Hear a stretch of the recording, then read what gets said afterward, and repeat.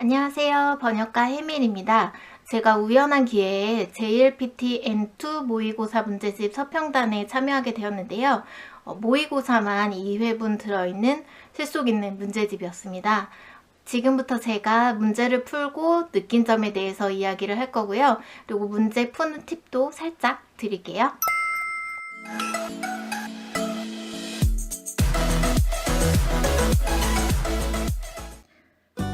제가 풀게 된 문제집은 바로 이 주황색 문제집인데요.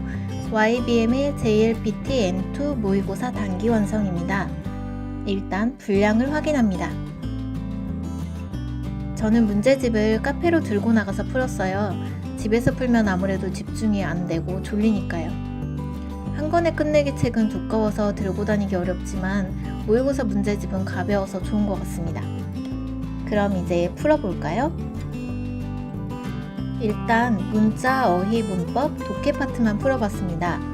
이 파트는 문자, 어휘가 32문제, 문법이 22문제, 독해는 지문 중에 두 개의 지문을 비교하는 문제에 나오는 지문을 각각 하나로 쳤을 때 13개 지문에 21문제고요. 시간은 마킹까지 총 105분이 주어집니다. 독해를 풀다 보니 슬슬 몸이 근질근질해집니다. 실제로 시험을 볼 때는 이렇게 앉아있으면 안 되겠죠? 드디어 끝났습니다. 시간은 10시 17분. 제가 아이들을 등원시키고 카페에 온 시간이 9시 40분 정도였으니까 한 30-40분 정도 걸렸네요. 실제 시험 시간보다 상당히 짧은 시간임에도 불구하고 몇 문제 남았나 계속 확인했습니다.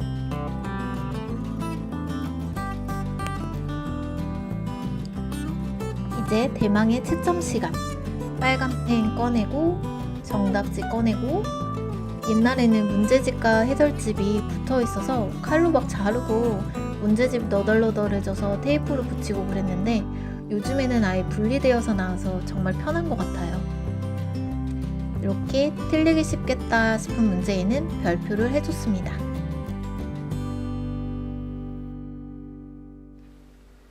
일단 문제를 푼 감상을 이야기하자면, 제가 몇 년 전에 마지막으로 시험을 봤을 때랑 문제 유형은 똑같다라는 겁니다.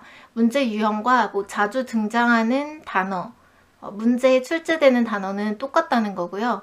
그리고 변함없이 독해가 좀 지루하다는 느낌을 받았습니다. 문법이나 어휘 파트 같은 경우는 이제 빨리빨리 읽을 수가 있기 때문에 그렇게 지루하다는 생각은 안 드는데, 독해는 아무래도 지문이 조금 길고 또 시험 문제다 보니까 문장이 좀 딱딱한 경향이 있어서 좀 지루하다는 느낌을 지울 수 없는 것 같아요. 물론 가끔 새로운 사실을 알려줘서 진짜 하면서 흥미롭게 읽을 수 있는 지문도 있지만 대부분은 조금 지루한 경향이 있는 것 같습니다. 문제 풀이 시간이 총 105분인데 저는 한 3-40분 정도에 풀었음에도 불구하고 계속 이렇게 넘겨보게 되더라고요. 지문이 몇 개 남았는지 자꾸 세어보게 되고, 그러니까 지루한 느낌이 들어요. 그래서 든 생각은 물론 시간이 모자라면 안 되기 때문에 시간 조절을 위해서 모의고사를 풀어보는 거기도 하겠지만, 이 지루함을 이겨내는 연습, 이 긴 100분이 넘는 긴 시간 동안 집중하는 일이 결코 쉽지가 않거든요. 그리고 또 읽는 속도가 느리다면 더 지루하게 느껴질 수 있을 것 같아요. 그래서 지구력 있게 문제를 풀어내는 연습을 하기 위해서라도 모의고사를 푸는 게 꼭 필요할 것 같습니다. 특히 N2나 N1 정도 되면 지문이 굉장히 길어지기 때문에 꾸준히 앉아서 이 지문을 계속 푸는 연습을 하는 게 좋을 것 같아요. 그럼 이제 문제 유형에 대해서 말씀드릴게요. 먼저 문자 어휘 파트는 1번 한자 읽기, 2번 올바른 한자 찾기, 3번 파생어와 복합어. 파생어와 복합어 하면 조금 말이 어려운데 쉽게 설명하자면 괄호에 들어갈 말을 고르는 건데 앞뒤에 나온 말과 자연스럽게 이어질 수 있도록 고르는 거죠.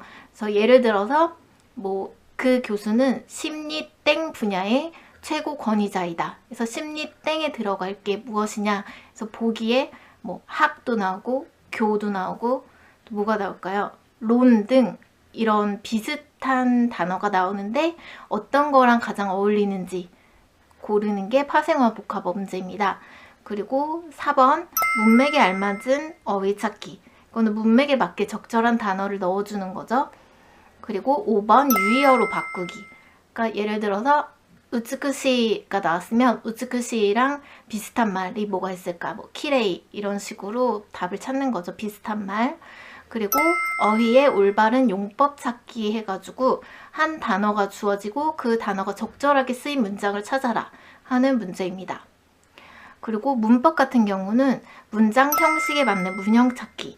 이번에는 빈칸에 들어가는 올바른 단어가 아니라 문형을 찾는 거죠. 문법 문제니까. 그리고 2번이 문장 구성하기. 이거는 이렇게 말하면 더 어려운데 쉽게 말하자면 문장 순서 맞추기입니다. 그리고 3번이 글의 빈칸 채우기. 글의 흐름에 맞는 표현을 찾는 문제입니다. 문자, 어휘, 문법 파트가 이렇게 구성되어 있는데요. 사실 문자, 어휘, 문법 파트는 요령이랄 게 없어요. 열심히 외우는 것밖에 없는데 가장 중요한 거는 설렁설렁 외울 것이 아니라 정확하게 외우셔야 한다는 점입니다. 특히 장음이냐 단음이냐 타금이냐 타금이 아니냐 하는 문제가 잘 나오니까 이거에 주의하면서 외우셔야 될 것 같고요. 그리고 한자도 약간 비슷해서 헷갈리는 단어들을 따로 모아서 외우시면 좋을 것 같아요. 특히 부수만 다르고 부수를 제외한 한자가 똑같은 단어나 아니면 똑같은 음으로 읽히는 단어는 따로 모아서 외우시면 문제에서 나왔을 때 덜 헷갈릴 수 있을 것 같습니다. 그리고 괄호 채우기 문제나 문법 문제로 나오는 문장 순서 맞추기 같은 문제는 평소에 문장을 소리내서 많이 읽으시면 도움이 되는데요. 정확히 문법적인 설명은 못하겠지만 왠지 느낌적인 느낌으로 이게 자연스러운 것 같다 하는 게 있잖아요. 내가 누군가에게 논리적으로 설명할 필요가 없다면 감각으로 익히시는 것도 좋은 방법인 것 같습니다. 사실 문장 순서 같은 거는 명사, 부사, 형용사의 순서가 어떻게 되고 이렇게 외우는 게 너무너무 어려운 일이잖아요. 그래서 그냥 읽어봤을 때 흐름이 자연스럽다 이런 감각을 익히시는 게 가장 좋은 것 같아요. 그리고 내가 말을 할 때도 문장의 순서를 생각하면서 말할 거는 아니잖아요. 그렇기 때문에 이런 자연스러운 감각이 몸에 배일 수 있도록 문장을 소리내서 읽는 연습을 하시는 게 좋을 것 같습니다. 독해 같은 경우는 문제가 크게 5개 유형으로 나뉘는데요. 먼저 내용 이해 단문 문제, 내용 이해 중문 문제, 그리고 종합적 이해 문제, 그 다음 주장 이해 장문 문제, 마지막으로 정보 검색 문제입니다. 일단 JLPT 독해의 핵심은 디테일한 정보 찾기는 나오지 않아요. 전체적인 내용을 이해했느냐를 굉장히 중요하게 생각하는데요. 수험자 입장에서는 이게 좋을 수도 있고 조금 안 좋을 수도 있어요. 좋은 점은 내가 단어를 몇 개 모른다고 해도 문제를 풀 수 있다. 전반적인 내용을 이해했다면 문제를 풀 수 있다는 게 장점이고, 단점이라고 한다면 모든 단어를 다 알고 다 읽었는데 내용이 이해가 제대로 안 된다면 모르는 단어가 없음에도 불구하고 틀릴 수 있다는 거, 그게 단점이 될 수 있을 것 같습니다. 그래서 독해 파트 같은 경우는 국어, 언어 영역을 잘 하시는 분들께 굉장히 유리할 수 있는 파트인데요. 문제 푸는 방법에 대해서 약간의 팁을 드리자면, 일단 독해는 지문을 읽기 전에 문제를 먼저 읽어보고 어떤 부분을 중점적으로 봐야 할지 파악하는 게 중요할 것 같고요. 그리고 지문을 읽으면서 중요 내용이 나왔을 때 주요 단어에 동그라미를 쳐놓는다든가 중요한 문장에 밑줄을 쳐놓는다든가 이렇게 표시를 하면서 읽으시는 게 좋을 것 같습니다. 그리고 괄호 넣기 문제나 중간에 동그라미 1, 동그라미 2 이렇게 나오면서 이 문장에 관해서 문제가 나올 때가 있잖아요. 그럴 때는 이제 다 읽고 나서 풀려고 하면 나중에 더 헷갈릴 수가 있어요. 많은 정보들이 들어와서 이게 여기에 관련된 문제인지 다른 문제인지 헷갈릴 수 있기 때문에 답은 그 주변에 있습니다. 동그라미 1, 동그라미 2의 주변에 있기 때문에 그 주변에서 빨리빨리 정보를 검색하셔서 문제를 푸시는 게 유리할 것 같고요. 그 다음에 본문 내용과 맞는 거 틀린 거 같은 문제는 맞는 걸 요구하는 건지 틀린 걸 요구하는 건지 문제를 파악해야 되니까 문제에 먼저 밑줄을 쳐 두시고요. 그다음에 이런 거 같은 경우 문장을 일단 다 읽어야지 풀 수 있는 문제가 되겠죠. 가장 어려운 문제는 이제 이유 찾기나 글의 목적 찾기 문제인데요.